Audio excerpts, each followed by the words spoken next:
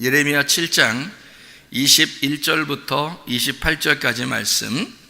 만군의 여호와 이스라엘의 하나님께서 이와 같이 말씀하시되 너희 희생 제물과 번제물의 고기를 아울러 먹으라. 사실은 내가 너희 조상들을 애굽 땅에서 인도하여 낸 날에 번제나 희생에 대하여 말하지 아니하며 명령하지 아니하고 오직 내가 이것을 그들에게 명령하여 이르기를 너희는 내 목소리를 들으라. 그리하면 나는 너희 하나님이 되겠고 너희는 내 백성이 되리라. 너희는 내가 명령한 모든 길로 걸어가라. 그리하면 복을 받으리라 하였으나 그들이 순종하지 아니하며 귀를 기울이지도 아니하고 자신들의 악한 마음의 꾀와 완악한 대로 행하여 그 등을 내게로 돌리고 그 얼굴을 행하지 아니하였으며 너희 조상들이 애굽 땅에서 나온 날부터 오늘까지 내가 내 종 선지자들을 너희에게 보내되 끊임없이 보내었으나 너희가 나에게 순종하지 아니하며 귀를 기울이지 아니하고 목을 굳게 하여 너희 조상들보다 악을 더 행하였느니라.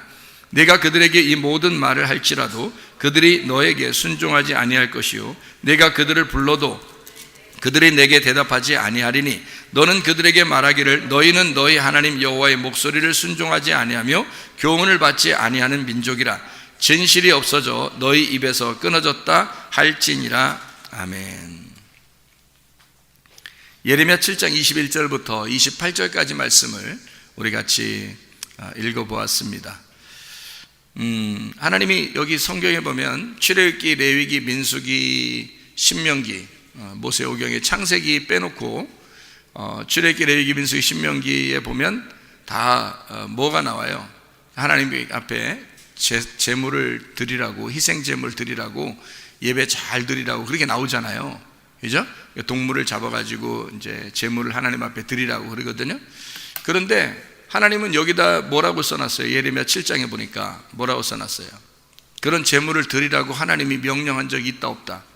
없다는 거예요. 그러니까 하나님은 명령 안 했다는 거예요. 그러니까 분명히 성경에 나와 있는데 그런데 하나님 명령하지 않았다 이렇게 나오잖아요. 그럼 이상하잖아. 하나님 해라고 해놓고 그 다음에 여기서는 명령하지 않았어 이런 얘기하는 거예요. 그러니까 이제 뭐는 사실은 내가 명령한 게 아니야 뭐 이런 얘기를 하죠. 그러니까 괜히 말을 좀 돌리는 것 같은 느낌 그런 거 들잖아, 그죠?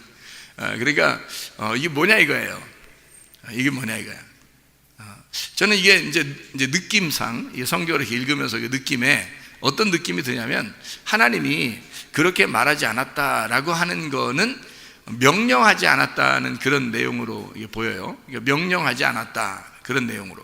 그럼 명령하지 않았으면 그럼 뭔 얘기야? 그럼 명령하지 않았으면 뭘로 얘기한 거예요?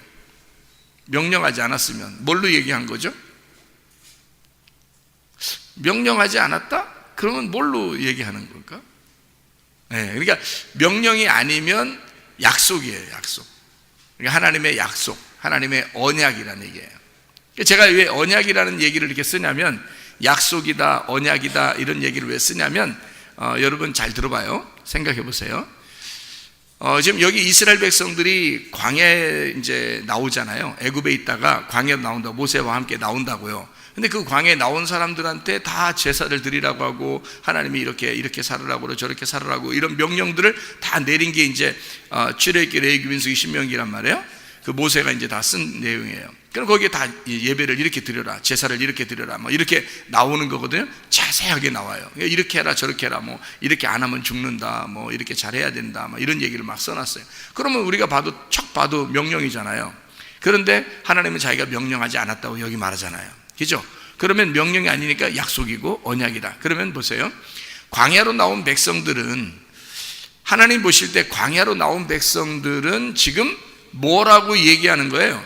예레미야 7장을 보니까 지금 광야에 나온 백성들을 그냥 너희들하고 나하고 관계가 없는데 너희들이 나를 만나려면 이렇게 제사를 드려야 돼 라는 그런 의미로 명령한 것처럼 보여요? 아니면 좀 이렇게 나 명령하지 않았어 이렇게 얘기하는 거 보면 뭔가 좀 다른 약속, 다른 언약. 그러니까 애굽에서 광야로 탈출해 나왔다 하는 것은 뭐예요? 광야로 탈출해 나왔다. 그러면 자기 백성들을 데리고 나온 거 아니에요? 하나님이 자기 백성들을 광야로 데리고 나왔어요. 그러면 자기 백성들을 데리고 나왔다 그러면 이제 어떤 의미인지 한번 생각해 보세요. 자기 백성들을 데리고 나왔다. 그러면 이 백성들에게 하나님은 어떤 존재예요?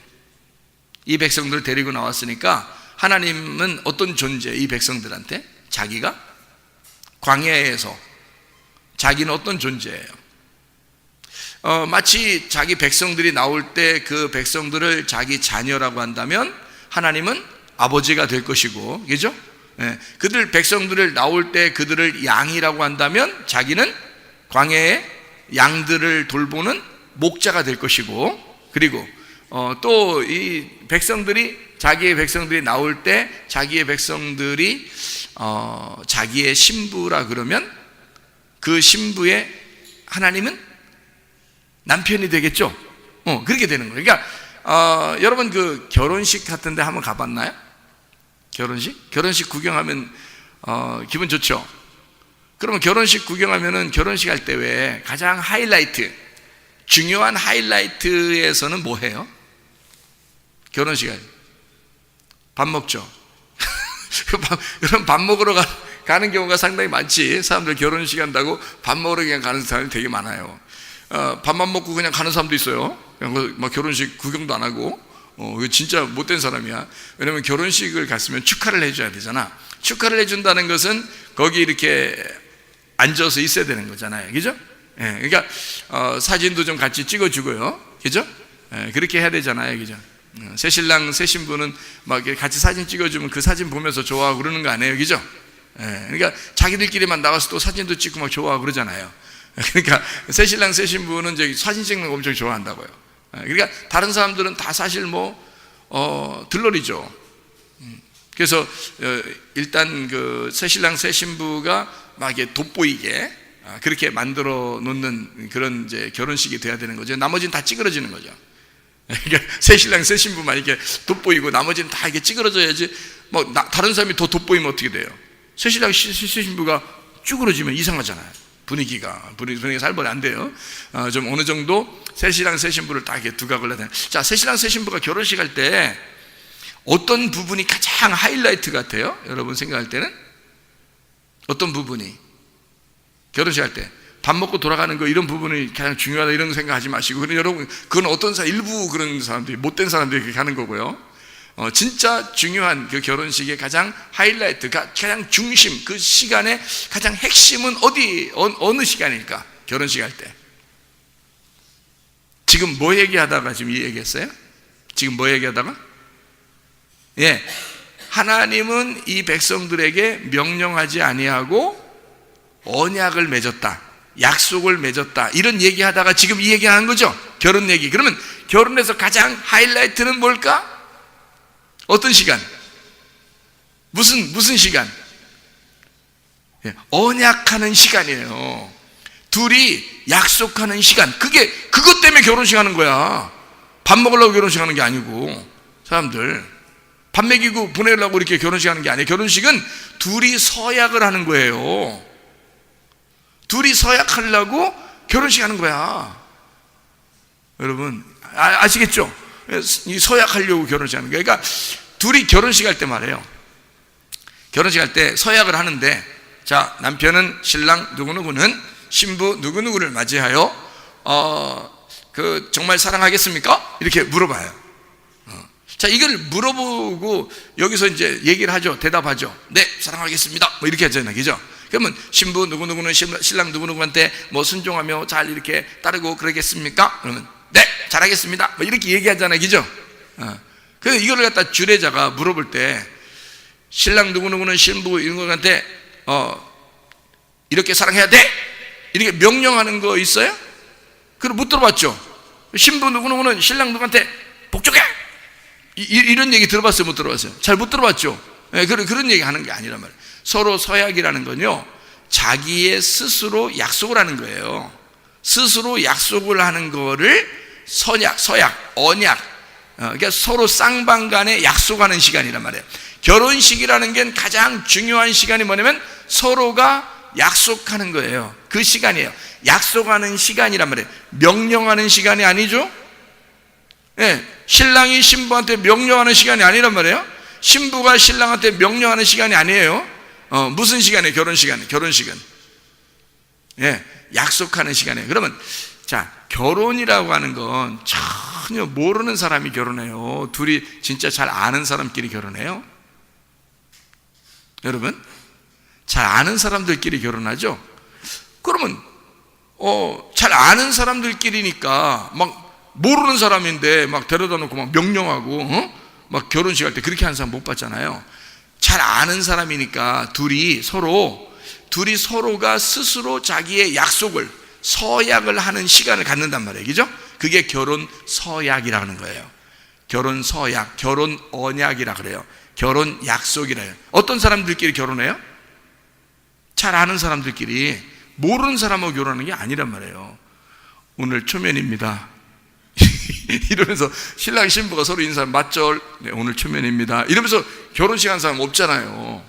그러니까 미리 먼저 만나고 그래도 이렇게 서로 얘기도 해보고 이렇게 결혼하는 거 아니에요. 그러니까 서로 아는 사람들끼리 결혼하는 거야. 그러니까 서로 명령하는 게 아니라 약속을 하는 거예요. 그날 우리가 이렇게 살아야 되겠습니다. 이렇게 해야 되겠어요. 서로가 당신이 나한테 이렇게 해주면 난 또 이렇게 하겠고 당신도 이렇게 하고, 그러니까 서로가 나는 이렇게 할게요 약속하고 저쪽도 나는 이렇게 할게요 서로 약속. 그렇게 하시겠습니까? 물어보잖아요. 주례자가 물어보죠. 이렇게 하시겠습니까? 그러면 막 네 그렇게 막 대답만 하고 신혼여행 갔다 와서는 이제 그다음부터 자기 맘대로 살고 막 그런 사람이 얼마나 많은지 몰라요.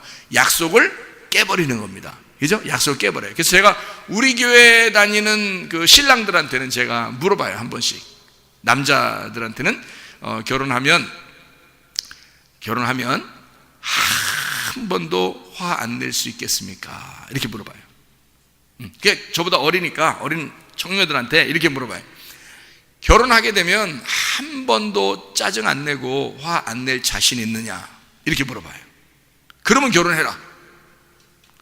만약에 화날 것 같다 그러면 결혼하지 마라. 결혼을 한 번도 화내지 않을 자신이 있다 그러면 결혼해라. 이 얘기를 제가 총각들한테 꼭 물어보거든요. 잘 물어보는 거죠, 그죠? 그게 얼마나 중요한 얘기야. 그것만 잘 지켜도 여자들이 얼마나 행복하겠어요, 그죠?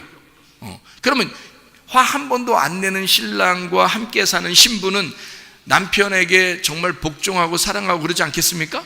그죠? 당연한 거지. 그래서 남자들한테만 물어보는 거예요. 여자들한테는 화 한 번도 안 내고 결혼 생활 했으면 이거는 진짜 지키기 어려워요. 여자들은 지키기 어려운 거니까. 이거는 뭐 대답은 목사님이니까 목사님 앞에서 네 이렇게 얘기해도요 그건 뭐 못 지키게 돼 있는 거예요. 여자들은요. 여자들을 정말 내가 비하해서 하는 얘기인데요 여자들은 지키기 어려워요. 그러니까 남자들한테 물어보는 거야. 남자들 자신 있냐? 화 한 번도 안 낼 자신 있냐? 그러니까 목사님도 화 한 번 안 내고 내가 사니까 그러면 너희들도 화 안 내고 살 자신 있으면 결혼해라. 그렇지 않으면 결혼하지 마라. 이렇게 자신 있게 얘기를 한단 말이에요. 그러니까 그런 이제 마음을 가지고 결혼해야 된다. 자, 보세요. 결혼하게 되면 결혼하는 서약이 가장 중요한데 그 서약에서 명령을 하느냐 아니면 약속을 하느냐. 결혼 명령이라고 그래요? 결혼 서약이라고 그래요? 결혼 서약이라고 그러죠. 결혼 명령이라고 쓴 데는 없더라고. 주례자가 이렇게 이게 결혼서 이렇게 주거든요. 이렇게 써가지고 사인해주고 이제 주는데 그게 이렇게 거기 보면은 결혼 명령 이렇게 쓴 데가 없더라고요. 다 결혼 서약이라고 썼어요. 결혼 언약 이런 걸로 써 있어요. 그러니까 약속이죠, 그죠? 서로가 약속을 하는 거예요. 나는 이렇게 살겠습니다. 나는 이렇게 살겠습니다. 하고 약속을 하는 거거든요. 그게 얼마나 좋은지 몰라요. 자, 그러면 성경에서 제사를 드려라, 희생 제물을 드려라 라고 얘기하는 것은 하나님의 명령일까 서약일까? 네, 약속이라는 거죠.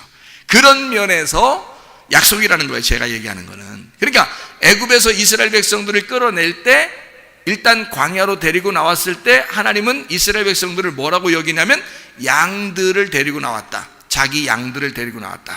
이렇게 생각하고요. 자기 자녀들을 데리고 나왔다. 이렇게 생각도 하고요. 자기 아내를 데리고 나왔다. 자기 신부를 데리고 나왔다. 이렇게 생각한단 말이에요.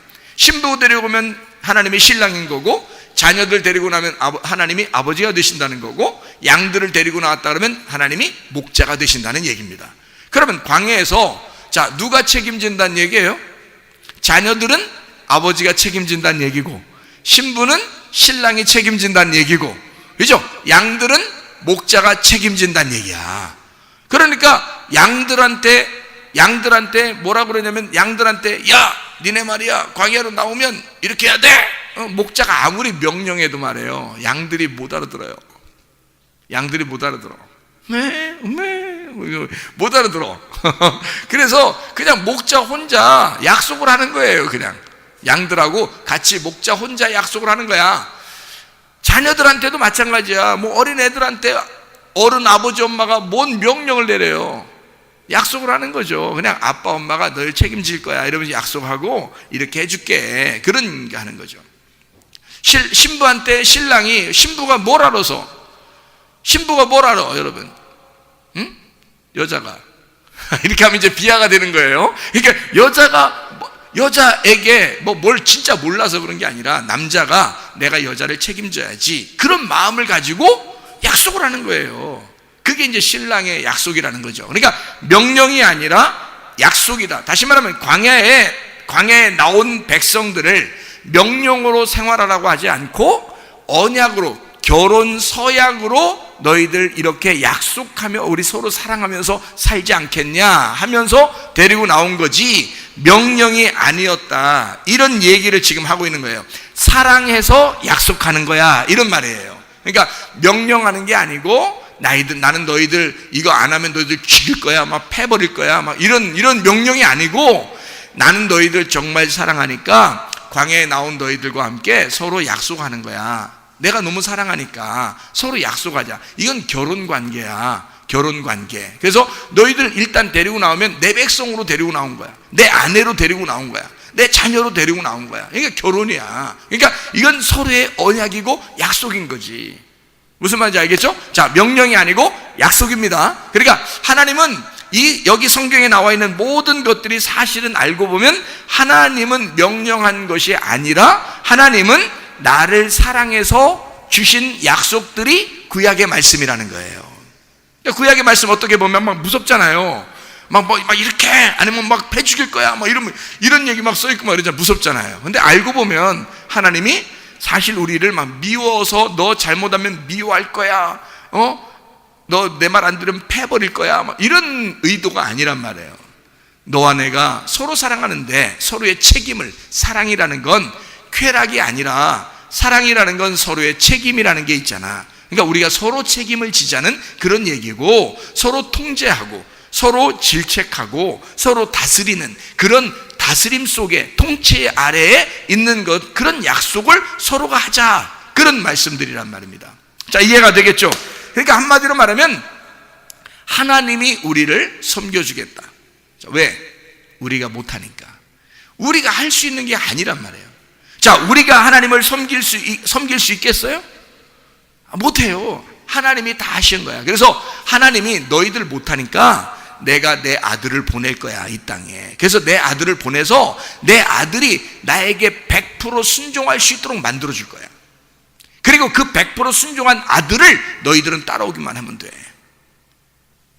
그 양을 따라오면 돼. 첫 번째 양이니까, 이 어린 양, 첫 번째 양을 따라오면 돼. 예수님을 따라가면 돼. 너희들은 예수님이 그렇게 순종하면서 갈 테니까 너희들은 뒤에서 쭉, 양들은 쭉 앞에 있는 우두머리 양을 쭉 따라오면 된다, 그런 얘기죠. 그러니까 예수님이 십자가 지고 가셨으니까 너희들도 너희 십자가를 지고 쭉 따라오면 돼. 그냥 순종은 누가 할 거니까? 예수님이 할 거니까. 예수님이 하나님 아버지에게 100% 순종을 하시고 성공하실 거니까. 그러니까 너희들은 그 예수님을 따라오면 돼 라고 하는, 다시 말하면 하나님이 자기가 자기를 순종하겠다라는 얘기입니다. 우리가 순종할 수 없으니까. 그게 빌립보서 2장 7절의 말씀입니다. 빌립보서 2장 7절의 말씀을 보면 이런 말씀이 있어요. 오히려 자기를 비워 종의 형체를 가지사 사람들과 같이 되셨고, 예수 그리스도가 이 땅에 오셔서 자기를 종으로, 자기의 섬김으로 오셨다라고 얘기하잖아요. 그렇죠? 다시 말하면 하나님의 명령은 인간이 할 수 없기 때문에 예수가 하나님의 아들이 섬기겠다는 얘기입니다. 그러니까 하나님은 철저하게 너희들의 순종을 요구하는 게 아니라 하나님 아버지의 아들의 순종을 요구하신다는 얘기입니다. 그러니까 우리의 순종이 아니에요. 하나님 아들의 순종을 요구하신단 말이에요. 다시 말하면 이런 말이죠. 자, 명령을 하잖아요. 하나님이 자기 백성들에게 명령하는 것은 명령이 아니라 이 명령을 누가 지켜낸다? 자기 아들이 지켜낸다는 거예요. 자기 아들이 지켜내기 때문에 자기가 어떻게 보면 자기 아들에게 명령하는 거잖아요. 자기 아들만 지켜내는 거니까. 그러면 자기가 자기 아들에게 얘기한다는 건 누가 누구에게 얘기한다는 거예요? 자기가 자기한테 얘기하는 거예요. 왜? 자기 아들이 자기잖아. 하나님이 하나님의 아들에게 명령하는 거니까 하나님이 결국에는 자기가 자기에게 명령하는 거란 말이에요. 이해가 되겠죠? 우리에게 해달라고 하는 얘기가 아니라 자기가 자기 아들에게 명령을 함으로써 예수가 철저하게 자기가 하나님 아버지에게 자기를 종으로 들여 섬긴다 하는 말입니다. 자기가 자기에게 명령을 한단 말이에요. 예를 들어서 이런 거죠. 여러분, 명령이라는 건 누가 있어야 명령하잖아요. 야, 뭐 해야 돼? 뭐 이러면 누가 있으니까 하는 거지. 예를 들어서 산 꼭대기 올라가가지고 말이야, 혼자, 이쪽 산에서 저쪽 산을 보면서 이상하게 저쪽 산에다가 말하고 싶어. 여기서 저쪽 산에다가, 이야, 너 말이야. 그래서 이렇게 막 하는데, 뒤에 등산하는 사람이 뒤에서 이렇게 올라오는데 갑자기 소리가 막 나는데 뭔가 막 우렁차게 누구한테 명령을 하는 그런 소리가 들려요. 그래서 뒤에 산에서 이제 등산하는 사람이 쭉 올라오면서 보니까 뭐가 막, 그래서 막 하면서 막 명령을 하고 막 이러니까 뒤에 등산하러 올라온 사람들이 어떻게 해요? 끝까지 꼭대기까지 올라올까요? 아니면 올라오다가 멈칫할까요? 올라오다 멈칫해요. 뭔가 소리가 막 이상한 소리가 나는데 혼자 있는데 혼자 누구한테 명령을 해. 가끔 보면 동네에서도 혼자 막 명령하면서 다니는 사람들이 있습니다. 꽤. 그럼 그런 사람들이 있으면 여러분이 막 가가지고 저랑 같이 이렇게 얘기 좀 하고 그럴까요? 뭐 이런 사람이 있어요? 이상하죠. 좀 이상하죠, 그죠? 좀 이상하니까 좀 가까이 이 사람이 막 명령하면서 막 쓰레기 주워가지고 던지면서 명령하면서 딱 우리한테 찾아오면 어떻게 해요? 쫓아오면 우리가 어떻게 해요? 반갑습니다. 뭐 오늘 초면에 서로 같이 커피 한잔 마실까요? 이렇게 못 한단 말이에요. 도망간다고, 그죠? 왜 그러세요? 왜 그러세요? 이런단 말이에요. 뭔가 이상하잖아요, 그죠? 뭔가 이상하잖아. 그러니까 누군가가 있어야, 상대방에 누군가가 있어야. 근데 참 이상, 이 동네 사람들 중에 참 그런 사람들 많대. 혼자 말하고 다니는 사람 참 많더라고요. 혼자 말하고 다니는 사람들이. 그래서 난 전화하는 줄 알았어요. 그랬더니 귀에 뭐 꽂아 있는 것도 없고 뭐 손에 들고 있는 것도 없는데 혼자 뭘 얘기를 하면서 다니는데, 그러면 아니면 이제 기도를 하든지 뭐 이런 사람들이 혹시 걸어다니면서 기도해야 됩니다 이런 거 하면 교회에서 배워가지고 걸어다니면서 기도할 수도, 그렇게 생각도 했는데 알고 보니까 그냥 눈 뜨고 눈을 45도 위쪽으로 뜨면서 이렇게 뭔 얘기하면서 이렇게 하는 그런 사람들이 상당히 좀 있더라고요. 그런 사람 여러분이 어떻게 가까이 하고 싶어요? 아니면 조금 거리를 좀 두고 싶어요? 거리를 좀 두고 싶잖아. 자, 아무도 상대편이 없는데 혼자 말하는 거야. 혼자 말하면서 돌아다니는 거야. 이상하잖아요, 그죠? 명령이라는 건 상대방이 있어야 합니다. 약속도 상대방이 있어야 약속하는 거예요. 혼자는 약속하는 게 아니고 혼자 명령하는 게 아니거든요. 명령은 누군가가 있어야 되거든요. 생각해 보세요. 자, 성경 창세기에 1장에 보면 명령이 나와야 안 나와요? 명령이 창세기 1장에 나와야 안 나와요? 명령이 나와요. 자, 그러면 명령이 어떤 명령이 나와요? 명령이 나오는데, 명령이 나와요. 창세기 1장에. 자, 무슨 명령이 나올까요? 첫째 날 빛이 있으라. 놀랍죠? 명령합니다. 뭐 상대방이 있어야 명령하는 건데 빛이 있으라 막 이렇게 명령을 해요. 그러니까 빛이 있으라라는 말은 결국 하나님이 혼잣말이에요? 아니면 누군가를 대상으로 명령을 지금 하고 있는 거거든요. 그러면 하필이면 다른 걸 명령하는 게 아니라 빛이 있으라 라고 명령을 한단 말이에요. 그러면 뭐가 있기 때문에 빛이 있으라고 명령을 한 거잖아요. 잘 생각해 보세요. 뭐가 있기 때문에 빛이 있으라고 명령했어요? 창세기 1장 2절에 어둠이 있기 때문에 창세기 1장 3절에 빛이 있으라고 명령한 거라는 거지. 그러니까 누구한테 명령한 거예요? 누구한테? 무슨 대상이 있으니까 명령을 한 거 아니야. 그러니까 지금 누구한테 명령을 한 거야? 하나님은 빛이 있으라 그랬으니까. 누가 있으니까 얘기한 거잖아. 아무도 없는데 혼자 얘기하면 이상하다 했잖아. 누가 있으니까 얘기했잖아. 누구한테? 어둠이 있으니까. 어둠한테 빛이 있으라고 그런 거야. 그러면 어둠한테 왜 빛이 있으라고 그러는 거야? 하나님이 자기가 나는 빛이야, 너희들은 어둠인데 나는 빛이야. 그러면 아무도 사람이 없는데 그냥 어둠이라는 땅에 어둠에다가 그냥 빛이 있으라 그러는 거예요. 그 말은 무슨 말이냐면 거기 아무도 없는데 혼자 명령한 거야. 누구한테 명령한 거예요? 누가 누구한테? 자기가 자기 아들한테 명령하는 거야. 그래서 요한복음 1장에 하나님의 아들이 빛으로 오셨다 그러는 거예요. 그러니까 자기가, 아버지가 아들한테 너 빛아 있어라 이 말이야. 자, 너는 생명이 되어라 이 말이죠. 너 빛이 있어라. 빛을 주어서 어둠에게 이 빛이 나가서 살게 해라 그 말이에요. 그러니까 아버지가 자기 아들에게 명령한 거야. 한마디로 말하면 자기가 자기에게 명령한단 말이에요. 헛소리 하는 게 아니고요. 진짜 빛이 있으니까. 아무도 없는데 그냥 눈 45도 위에 뜨고서 그냥 걸어가면서 혼자 말하는 사람은 아무것도 안 생기는데 그냥 얘기하는 거잖아. 근데 빛이 있으라니까 진짜 빛이 있었잖아. 이거는 진짜 있는 거란 말이에요. 그러니까 이거는 헛소리가 아니라고. 자기가 자기 아들에게 명령하는, 자기가 자기에게 명령하는 거란 말이에요. 자기가 모든 것을 내가 살리겠다, 내가 빛을 주겠다, 내가 생명을 주겠다, 내가 생명을 줘서 살게 하겠다. 한마디로 말하면 어둠이 있는 곳에 내가 나에게 명령함으로 어둠을 내가 살려주겠다, 어둠을 내가 섬겨주겠다 하고 명령하신다는 거란 말입니다.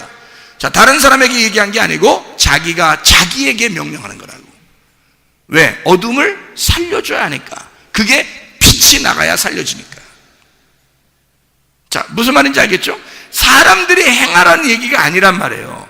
사람들에게 명령하는 게 아니고 자기가 자기에게 명령하는 것이다. 한마디로 말하면 자기가 자기를 섬기는 것이다 이거야. 하나님의 아들이 하나님 아버지를 섬기듯이. 그러니까 보세요. 자, 아들에게 아버지가 얘기했어요. 그러면 그 아들이 분명히 아버지 말을 순종하고 따를 것이라고 인정하기 때문에 얘기했다. 그러면 서로가 어떤 관계가 있다는 거예요?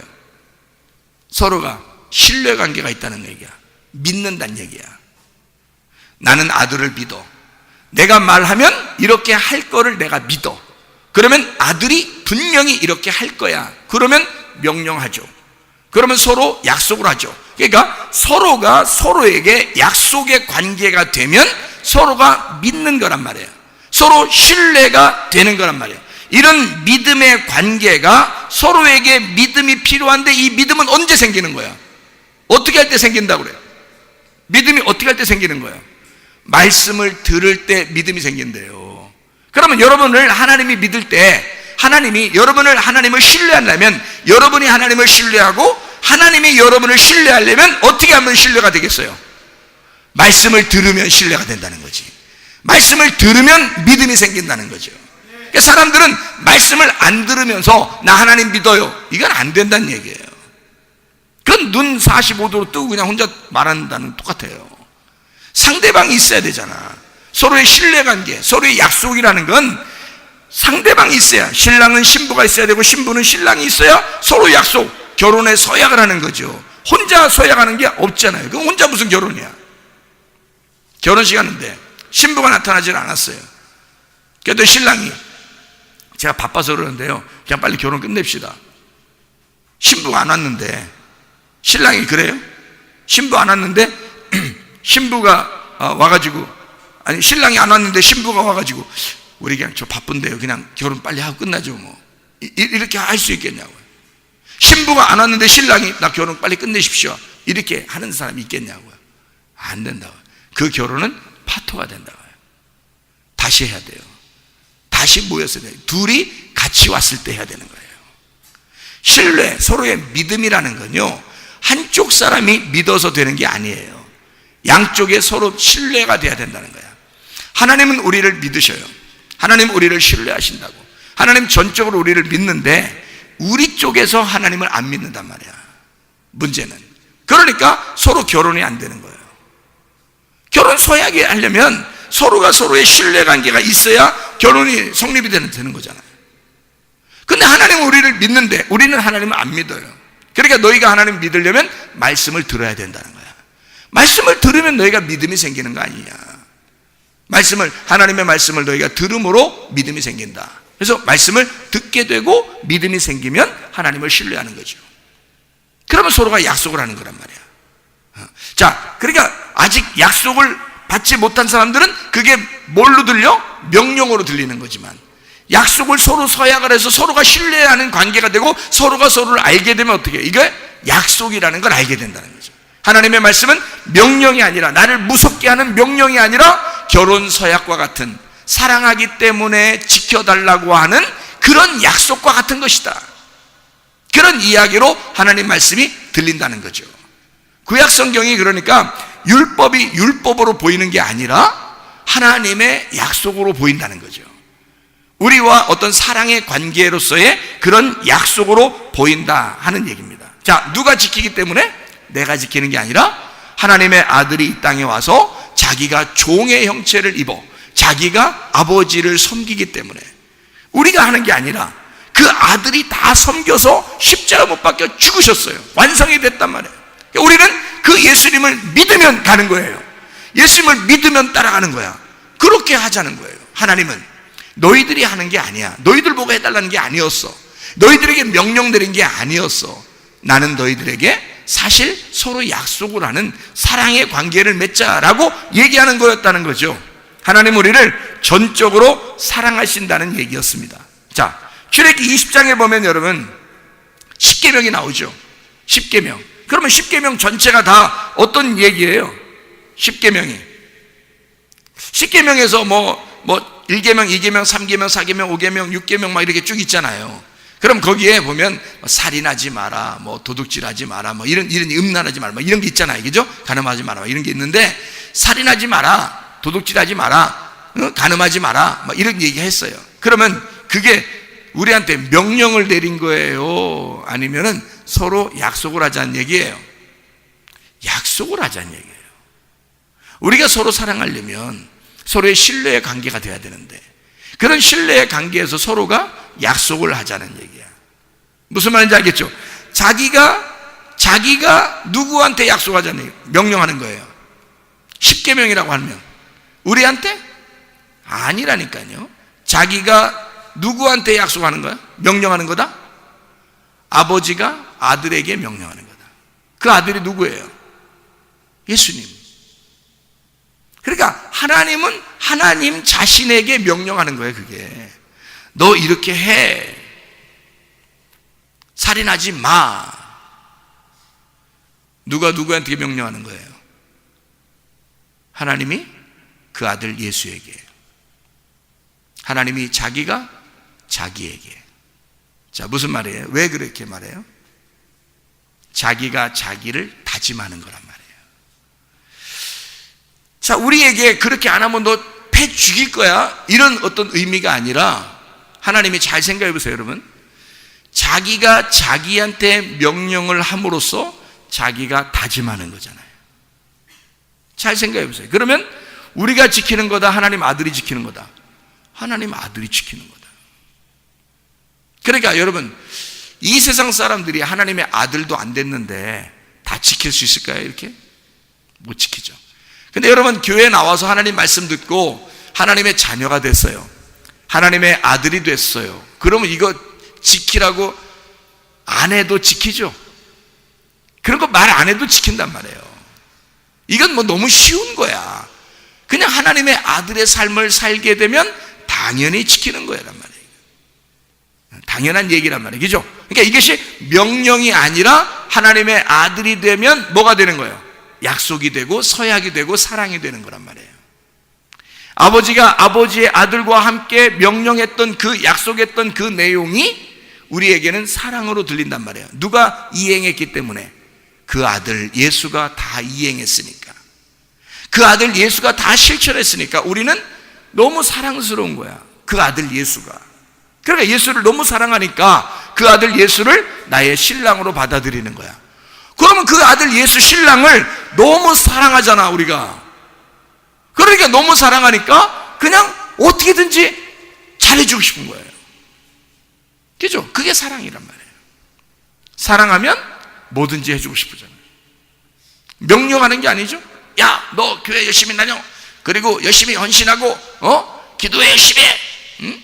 뭐 예배 이렇게 드려. 제사는 이렇게 드려야 된다. 그렇게 안 되죠. 그런 얘기가 아니죠. 사랑하게 되면, 사랑하는 관계가 되면 그냥 사랑하고 싶은 거예요. 더 해주고 싶은 거예요. 그죠? 그런 관계로 바뀌겠죠. 하나님의 아들이 되면요. 그 아들 예수 그리스도만 잘 받아들이면 그런 관계로 변하는 거죠. 다시 말하면 살인하지 마라. 하나님은 사랑이니까. 그러면 뭐 어떻게 살으란 얘기예요? 사랑으로 살으란 얘기죠. 사랑으로 하나님이 살겠으니까 너희들도 사랑하며 살아라. 그 말 아니에요? 그죠? 하나님이 자기가 나는 사랑하며 살 거야. 그런 결심이잖아요. 서로 결혼하면서 약속하면서 그런 얘기야. 너 살인하지 마. 너 사랑해야 돼. 이 말이 아니라 난 너 사랑하며 살 거야. 난 내 결심한다. 나 살인 안 해. 살인하지 마. 살인하지 마. 나 사랑하며 살 거야. 너도 날 사랑하면서 살아. 얼마나 좋은 얘기예요. 내가 너 사랑할 거야. 살인하지 마. 사랑할 거야. 자, 그런 얘기죠. 자기가 모든 것을 하겠다고 하는 다짐이란 말이에요. 약속. 자기가 섬겨주겠다. 명령이 아니라 잘 섬겨주겠다. 요한복음 2장에 보면 가나의 혼인잔치가 나옵니다. 거기에 막 물이 포도주로 변했습니다. 포도주가 다 떨어지니까 물이 포도주로 변해요. 예수님이 어떤 마음으로 그걸 다 해줬을까요? 혼인잔치인데 포도주가 떨어지니까 너무 삭막하잖아. 그러니까 예수님이 어떤 마음으로, 하나님의 어떤 마음을 가지고 있으니까 물이 포도주로 변하게 해서 그 잔치를 흥을 돋고 왔나요? 하나님의 사랑의 마음이 예수님을 감동했다는 말입니다. 그죠? 그러니까 거기에서는 뭐 율법이 어떠네, 뭐 법은 어떠네, 이건 이렇게 하네 저렇게 하네 이런 거 다 따지지 않고 예수님이 나는 너희들이 사랑해. 나는 너희를 사랑하러 왔어. 모든 이 세상의 율법은 내가 지킬 거야. 그리고 내가 그 율법 안에서 죽을 거야. 그러니까 나는 너희를 사랑하기만 하면 돼. 너희들도 내 피를 마시고 내 살을 먹음으로써 서로 잔치가 끊어지지 않고 서로 사랑했으면 좋겠어. 그래서 물이 피가 되게 해서 물이 포도주가 되게 해서 막 잔치하게 하는 거예요. 끝까지. 가나의 혼인잔치죠. 하나님의 사랑을 그냥 보여주는 거예요. 요한복음 4장의 사마리아 여자한테 뭐예요? 아랫물을 떨어온 여자한테 내가 우유물을 주고 싶어. 네가 내가 누군 줄 알았다면 위에 있는 생수를 달라고 했을 거야. 예수님이 뭘 주고 싶은 거예요? 진짜 물 주고 싶어서 그런 거예요. 진짜 사랑을 주고 싶어 그런 거예요. 하나님 아버지의 사랑을 깨닫게 해주고 싶은 거 아니에요. 그죠? 하나님 아버지의 사랑을. 너 나한테 구해야 된다? 물 좀 구해야 된다? 뭐 이런, 아니 여자가 안 구할까봐 막 구하라고 그러는 거예요? 여자가 안 구할까봐? 예수님이 먼저 물어보잖아요. 네가 내가 누군 줄 알았다면 나한테 물 좀 달라고 했을 건데 하면서 왜 괜히 그 말해요? 왜 괜히 그 말해? 물 주고 싶으니까 그런 거예요. 위에 있는 생수를 주고 싶으니까 그런 거예요. 그 말은 지금 자기가 온 목적이 뭐야? 사랑하고 싶은 거야. 하나님의 사랑을 가지고 온 거야. 그래서 자기는 사랑하는 거예요. 너 매일마다 물 들어오지? 난 널 정말 사랑하는데 내가 주는 물을 마시고 살았으면 좋겠는데. 사랑하는 거예요. 다른 조건이 없어. 그냥 사랑하는 거야. 그게 주님의 마음이란 말이에요. 다른 뭐 어떤 명령, 너 이렇게 해야 돼, 저렇게 해야 돼, 뭐 그러면 내가 사랑해 줄 거야, 뭐 그러면 천국 가, 뭐 이런 얘기가 아니잖아요. 다른 거 안 해도 돼. 네가 나만 알면 되는데, 내가 누군지 알면. 근데 그거 몰라도 나는 너한테 사실 사랑을 주러 왔어. 그 말이잖아요. 누가 물어봤어요? 예수님한테? 안 물어봤어요. 예수님이 괜히 가가지고 물 좀 줘 그러잖아요. 여자가 먼저 안 물어봤어요. 예수님이 먼저 물어봤어요. 물 좀 줘라. 당신이 누군데 나한테 물 달라고 그래요? 부끄럽게. 그냥 물 좀 줘. 헛소리 하지 말고. 예수님이 그냥 괜히 말 걸고서 괜히 말을 하나씩 더 해요. 이 여자는 부끄러워서 말도 안 하려고 그러는데 예수님이 그냥 계속 말 걸어서 말한 거예요. 여자가. 그 말은 무슨 말이냐면 예수님이 둘 중에 누가 더 안 달란 거예요. 누가 더 막 마음이 더 막 간 거야. 예수님 쪽이 더 그런 거예요. 여자 쪽이 아니라 예수님 쪽이 계속 말을 꼬리를 물잖아. 말꼬리를 물고 말꼬리를 물고. 여자는 그냥 말 딱 끊고서 안 하려고 했어요. 근데 예수님은 계속 말꼬리를 물잖아요. 그죠? 그 말은 뭐예요? 대화 좀 더 하고 싶다는 얘기야. 자꾸 사랑하고 싶다는 얘기야. 자꾸 내가 말 좀 걸고 싶다는 얘기야. 얘기 좀 나랑 같이 더 했으면 좋겠다. 이런 얘기 안 해요. 예수님의 사랑입니다. 요한복음 5장에 보면 베데스다 연못에 38년 된 병자가 나옵니다. 그 사람을 치료하는데 어떤 율법적인 거나 뭐 어떤 조건이나 뭐 이 사람, 야 너는 뭐 죄 졌으니까 죄를 갖다 다 용서 빌고 회개하고 무릎 꿇고 3시간씩 기도하고 이렇게 하고 나한테 와라, 이런 얘기 안 하잖아요. 예수님이 그냥 지나가다가 38년 된 병자 그 사람을 콕 집어서 낫게 한단 말이에요. 그냥 낫게 해요. 아무 조건이 없었다는 얘기죠. 그죠? 자, 뭐 하러 오신 분이니까? 예수님은 사랑하러 내려오신 분이니까. 그냥 사랑하고 싶어서 내려왔다, 그 말입니다. 요한복음 11장에도 뭐라고 그래요? 요한복음 11장에 보면 나사로가 부활했습니다. 죽은 나사로가 부활해요. 그러면 죽은 나사로가 어디 있었어? 어디 있었는지 몰라요. 죽은 나사로가 죽어서 어디에 있었다라고 하는 것은, 나사로라는 이름이 어디에 죽어서 어디에 있었다는 것은 딱 한 군데가 나오는 데가 있긴 있어요. 누가복음 16장에 19절부터 31절까지 말씀. 부자와 거지 나사로에서 그 나사로는 아브라함의 품이라는 낙원에 들어갔었어요. 그러니까 여기 예수님의 친구 나사로가 요한복음 11장에 죽었는데 그 친구 죽은 나사로가 3일 동안 어딘가 있었어. 그렇죠? 3일 동안 어딘가 있었는데 어디 있었겠어? 같은 나사로가 있는데 있지 않겠어요? 아무래도 나사로가 있는 곳에 있는 게 아니고 그게 어디야? 아브라함의 품이라고 하는 낙원에 있었겠죠. 그죠? 3일 동안 거기에 있다가 예수님이 거기에 있는 나사로를 불러들인 거예요. 땅으로 다시. 이리 나와. 그러니까 무덤에 있는 나사로에게 명령했어요. 그러면 야 나사로야 나와라. 나사로는 그때 살아 있었어요? 죽어 있었어요? 아니, 여러분 잘 생각해 보라니까. 나사로가 무덤 안에 지금 죽어 있었어? 살아 있었어요? 죽어 있었는데 죽어 있는 사람한테 예수님이 나사로야 나와라 그러면, 지금 죽어 있는데 죽어 있는 사람한테 나사로야 그러면 어떻게 벌써? 그럼 나사로야 하면 이제 뭐 혼이 막 다시 들어오고 막 살아나고 막 이렇게 막 다시 막 생명이 막 들어와서 막 뭐 한참 이렇게 막 움직이고 막 이렇게 막 이게 막 이게 탁탁탁 벌떡벌떡 이렇게 하다가 이제 이렇게 있다가 강시처럼 이렇게 일어났을 수도 있어요. 왜냐면 꼭 묶여 있으니까 이렇게 일어났을 수 있단 말이야. 에? 나사로야 하니까 이렇게 했다가 나사로야? 나 부르는 거 아니야? 이렇게. 그러면 일단 살아있는 나사로를 부른 거예요? 죽어있는 나사로를 부른 거예요? 죽어있는 나사로를 부른 거예요. 그러니까 죽어있는 자가, 죽어있는 자 시체를 어디에 있어? 딴 데 있는데 죽어있는 시체한테 얘기했다는 말은 이상하잖아요. 자, 상대방이 있어야 명령을 할 거 아니에요. 상대방이 있어야 명령할 거 아니야. 그러면 예수님이 나사로야 살아나라 했을 때 그러면 누구한테 말한 거예요? 죽어있는 나사로인데? 지금 없어요. 혼이 떠나가 있어서 딴 데로. 여기는 지금 없단 말이야. 근데 없는데 거기다가 그냥 막 얘기한 거예요. 그러면 예수님이 이상한 분이야? 이상하죠?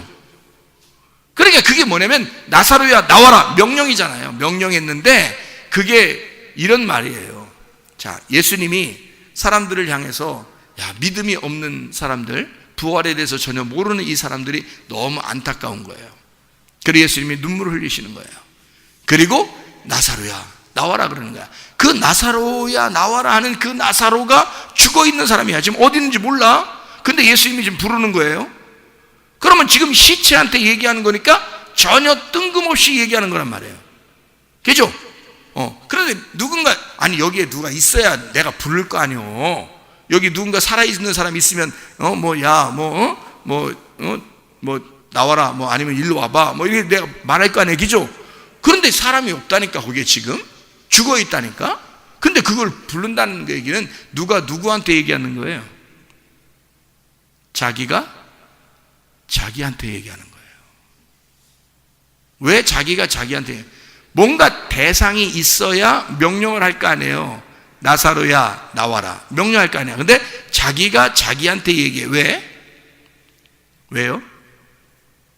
자기가 자기에 대한 다짐이야. 잘 생각해 봐요.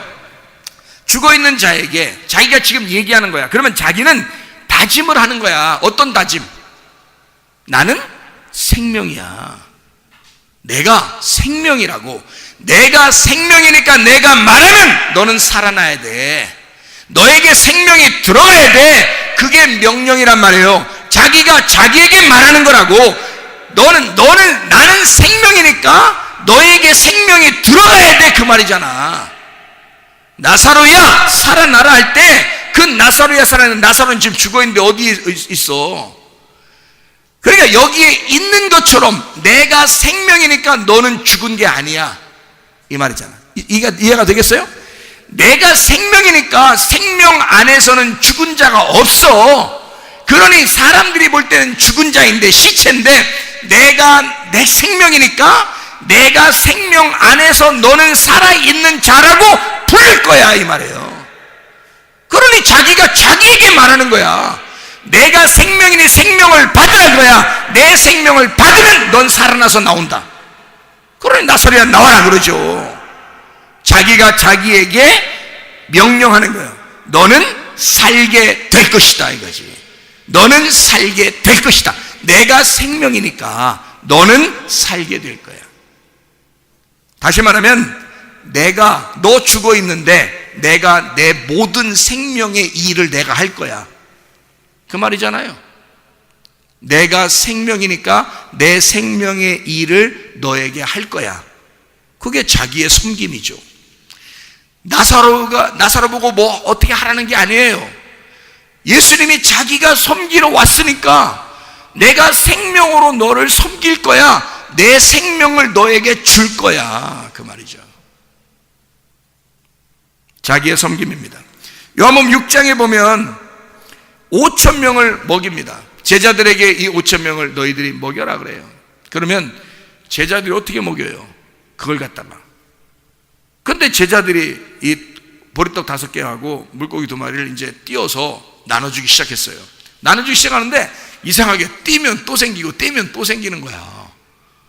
막 계속 5,000명이 막 먹이는데도 계속 띄는데 또 막 생기는 거야. 또 생기고. 자, 제자들이 먹인 거요? 예수님이 먹이고 있는 거야? 예수님이 먹이고 있는 거야. 자기가 자기에게 말하는 거죠.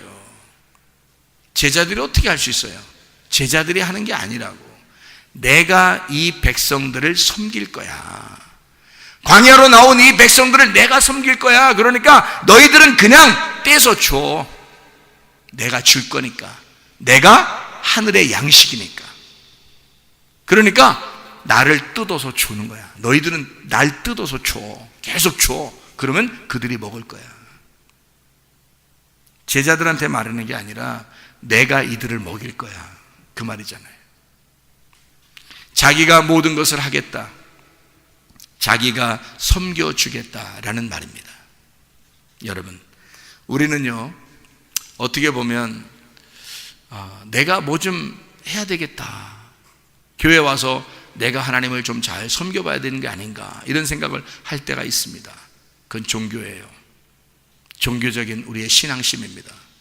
그러나 주님은 우리에게 뭐라고 말해요? 네가 하는 게 아니야. 네가 할 것까지 다 했어. 내가 너를 섬길 거야. 내가 너를 사랑할 거야. 내가 만약에 필요한 게 있다면, 네가 하나님 앞에 뭔가 섬겨야 된다는 어떤 무엇이 있다면 내가 줄 거야. 내가 줄 거야. 그것도 내가 줄 거야. 그리고 내 안에서 네가 행하게 할 거야. 어쨌든 나는 너에게 다 섬겨줄 거야. 너 어렵지 않도록, 너 힘들지 않도록 내가 다 해줄 거야. 이것을 믿음이라 그럽니다. 로마서 10장 9절 10절에 보니까 너희가 마음으로 믿어 의에 이르고 입으로 시인하여 구원을 받는다 라고 되어 있습니다. 마음으로 믿어라, 그러면 의에 이르고 입으로 시인하게 되면 구원을 받을 것이다. 믿는다, 피스티오라는 단어입니다. 믿는다. 요한복음 3장 16절에서도 그렇죠. 하나님이 세상을 이처럼 사랑하사 독생자를 주셨으니 인저를 믿는 자마다 멸망치 않고 영생을 얻게 하려 하심이니라. 너 믿어라. 너는 믿기만 하면 된다. 로마서 1장 17절 보니까 의인은 믿음으로 말미암아 살게 될 것이다. 믿음, 피스티스라는 믿음으로 살게 될 것이다. 너 믿음 안에 있으면 된다. 믿기만 해라. 자, 믿음이 우리를 살게 합니다. 다시 말하면 예수 그리스도를 믿으면 예수가 그 안에서 자기가 행하시고 자기가 일하신다는 얘기예요. 자기가 섬기신다는 얘기예요. 다시 말하면 내가 뭘 해서가 아니야. 내가 치료할 수도 없고 내가 회복시킬 수도 없고 내가 사랑해 주는 게 아니야. 하나님은 우리를 사랑하고 싶어하고 하나님이 우리를 회복시키고 싶어하고 하나님이 우리를 치료하고 싶어하고 하나님이 우리를 구원하고 싶어하는 거예요. 하나님이 자기의 생수를 우리에게 주고 싶어하는 거예요. 하나님이 우리를 살려주고 싶은 거예요. 하나님이 우리를 사랑하고 싶은 거예요. 하나님이 섬기고 싶은 거예요. 하나님 자기가 더 안 달라서 우리를 사랑하고 싶은 거예요. 우리가 하는 게 아니라 하나님의 섬김이 있는 것, 이게 믿음이라는 것입니다. 종교는 내가 하나님을 섬기는 거지만 믿음은 하나님이 나를 섬기는 것이다, 이 말입니다. 여러분의 병도 다 치료받을 줄로 믿습니다. 여러분 모든 환경도 다 회복되게 될 줄로 믿습니다. 왜냐하면 하나님께 맡겨, 그러면 하나님께서 다 섬겨주시기 때문입니다. 우리 한번 기도하겠습니다. 기도할 때 우리 하나님 아버지, 하나님의 섬기심으로 내가 믿음을 가지고 승리하며 생활하게 도와주시옵소서. 하나님이 하나님과의 나와의 약속, 그 서약, 결혼의 서약, 그 사랑의 서약을 통하여 주님과 내가 서로의 신뢰관계, 믿음으로 살아가게. 하나님, 우리는 주님을 믿습니다. 나를 섬겨주신 하나님을 믿습니다. 하나님, 나를 치료해 주십시오. 나를 사랑해 주십시오. 나를 회복시켜 주십시오. 우리 한번 기도합니다. 주여, 주여, 주여. 우리 하나님 아버지 사랑과 은혜에 감사를 드립니다. 하나님 아버지, 우리를 섬겨주시길 원하시는 주님, 우리를 사랑하시는 주님, 우리를 치료하시는 우리 하나님, 우리를 회복시키시는 우리 하나님 아버지, 주님을 의지합니다. 믿음으로 말미암아 승리하게 도와주시고 주님 믿음 안에서 살아갈 수 있도록 우리 하나님 인도해 주시옵소서. 하나님 감사를 드립니다. 우리를 섬기시는 주님 감사를 드립니다. 비염은 떠나갈지어다, 아토피는 떠나갈지어다, 위장병 떠나갈지어다, 어지럼증 떠나갈지어다, 두통은 사라질지어다, 류마티스 관절염 떠나갈지어다, 어깨 통증 떠나갈지어다, 허리 디스크는 사라질지어다, 목 디스크는 온전해질지어다, 심장병은 떠나갈지어다, 각종 종양 암거는 떠나갈지어다, 감기 몸살은 사라질지어다, 협착증은 사라질지어다, 건성 피부는 온전해질지어다, 이명은 사라질지어다, 자가 면역 질환은 온전해질지어다, 우울증, 불면증, 공황장애, 두려움, 무서움 다 떠나갈지어다, 음란거지, 도질, 미혹, 욕심의 영은 다 떠나갈지어다. 떠나갈지어다, 떠나갈지어다. 우리 하나님 아버지 온전하게 하시고 하나님의 섬김을 받아 우리 하나님, 우리가 믿음으로 생활할 수 있도록 도와주시고 하나님의 기쁜 사랑을 받고 살아가게 도와주시옵소서. 우리를 치료하신 주님, 우리를 회복시키시길 원하시는 주님, 주님과 함께 동행하다가 주님 만나게 도와주시옵소서. 예수 그리스도 존귀하신 이름 받들게 올리옵나이다. 아멘.